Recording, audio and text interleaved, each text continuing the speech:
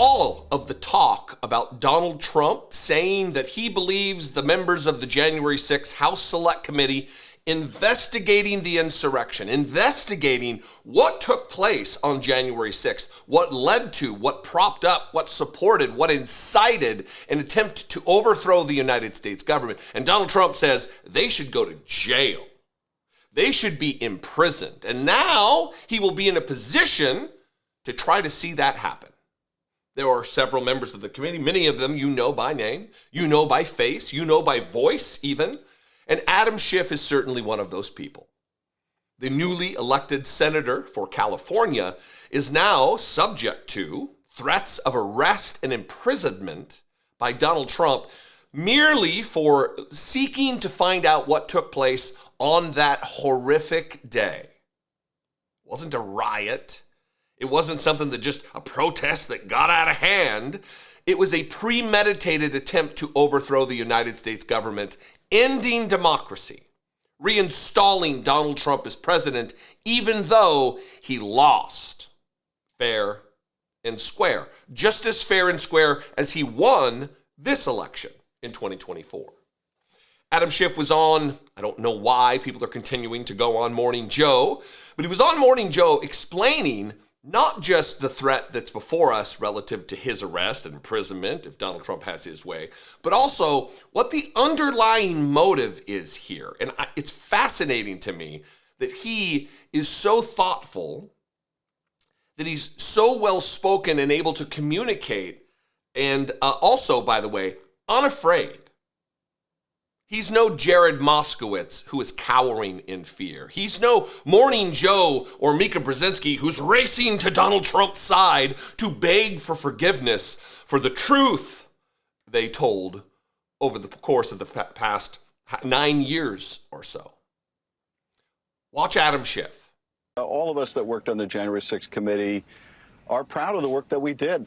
We exposed one of the darkest chapters of our history when a president incited a violent attack on the Capitol to try to stop the peaceful transfer of power. The vast majority of our witnesses were Republicans. Some of them were high-ranking Republicans in the Trump administration who testified under oath and in public hearings so that the country could hear and see and learn about what took place on that awful day. A really important form of congressional accountability. So we're proud of what we did. But I do think to underscore the point you were all just making, this is not just about retribution against those of us on the committee. This is about sending a message that no one better hold him to account in his second term. No one better look at what he does, do their congressional job, that he is intent on trying to break down these checks and balances in our system.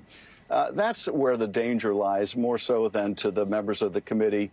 I think the American people are very concerned about crime. They want an FBI director and an attorney general to deal with fentanyl and deal in California with smash and grab robberies.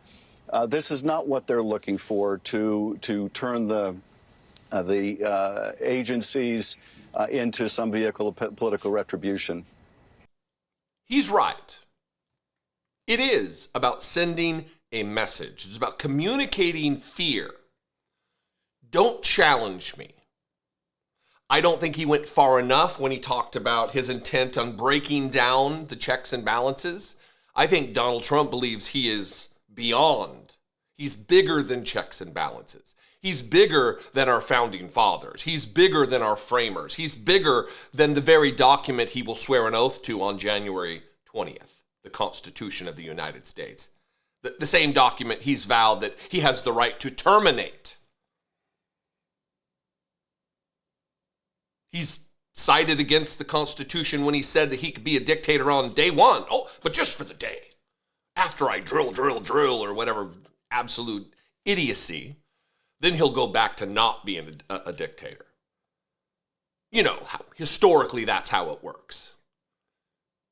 Saddam Hussein, he just stepped down, right? Gaddafi, he just stepped down.